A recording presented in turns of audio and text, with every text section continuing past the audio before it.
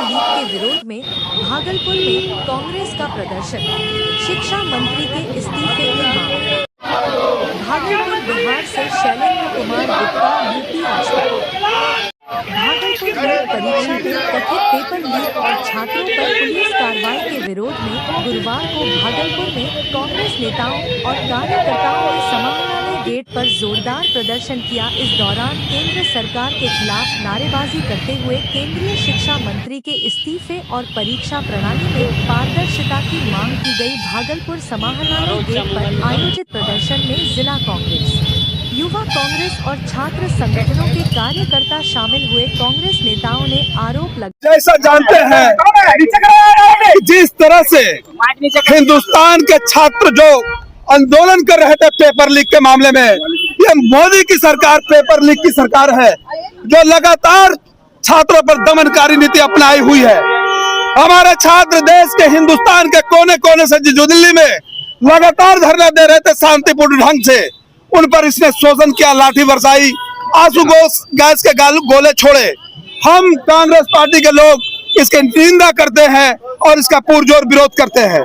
जिस तरह से हम लोगों के नेता, प्रतिपक्ष के नेता के साथ पुलिस ने अत्याचार किया, सरकार का अत्याचार किया, हम लोग मांग करते हैं इस प्रोटेस्ट के माध्यम से कि शिक्षा मंत्री का जल्द से जल्द इस्तीफा दे और सरकार नहीं तो बर्खास्त करे और नरेंद्र मोदी देश के सामने आकर छात्रों से, नौजवानों से और राहुल गांधी कांग्रेस पार्टी से माफी मांगे। जब तक माफी नहीं मानता, शिक्षा मंत्री की बर्खास्तगी नहीं होती, कांग्रेस पार्टी का आंदोलन जारी रहेगा। धरना वगैरह जो प्रोटेस्ट है किया जा रहा है, इस विषय में जो प्रशासन के रूप से तरफ से जो तैयारियां की जाती है, हम लोग पूरी तैयारी की है और इन सभी से अनुरोध है कि जो भी प्रदर्शन है या प्रोटेस्ट है या जब भी कोई मांग है या कोई बात है, कोई शिकायत है, तो उसका विधिवत एक माध्यम है, उस माध्यम से ही इस अपने प्रोटेस्ट को करें और शांतिपूर्वक अपने बातों को रखें।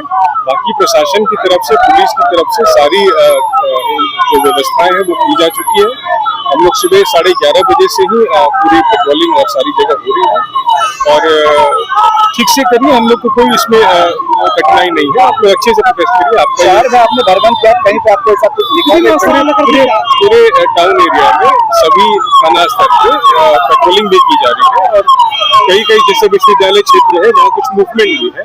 समाहरणालय परिसर चूंकि यहाँ फोकल पॉइंट होता है, तो यहाँ पर प्रोटेस्ट की एक परंपरा रही है, तो अच्छे से करिए अपने वैधानिक अधिकार के अंदर और बिना किसी तरह की कठिनाई और अशांति और किसी प्रकार की कोई अव्यवस्था के बिना करिए। कोई इश्यू नहीं, हम लोग बिल्कुल यही है और लगातार डीएसपी साहब और सभी पदाधिकारी, वरीय पदाधिकारी, एसएसपी सर, डीएम महोदया, सभी के द्वारा इस विषय को संज्ञान में लेते हुए और जो अपेक्षित प्रशासनिक व्यवस्थाएं हैं वो की जा चुकी है।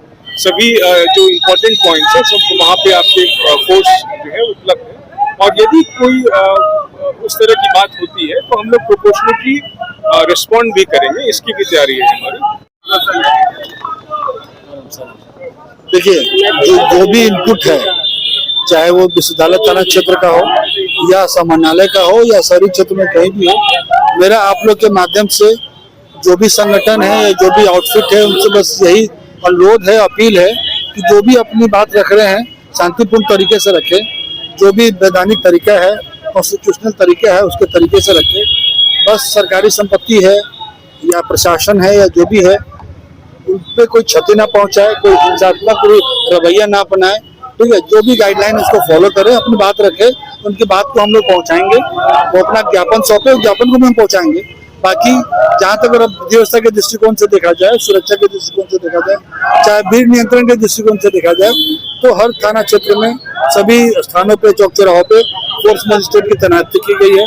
सभी एसएचओ और हर स्तर के पदाधिकारी भ्रमण कर रहे हैं। तो मुझे नहीं लगता है कि किसी तरह कुछ इशू है।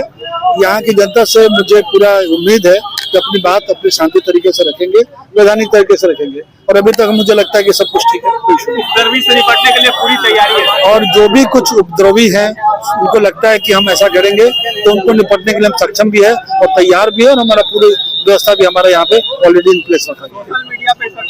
सोशल मीडिया पे लगातार निगरानी कई दिनों से रखी जा रही है और हमारा पूरा स्पेशल टीम है, टेक्निकल टीम है, साइबर थाना भी है, तो हम लोग उस पर भी निगरानी रख रहे हैं।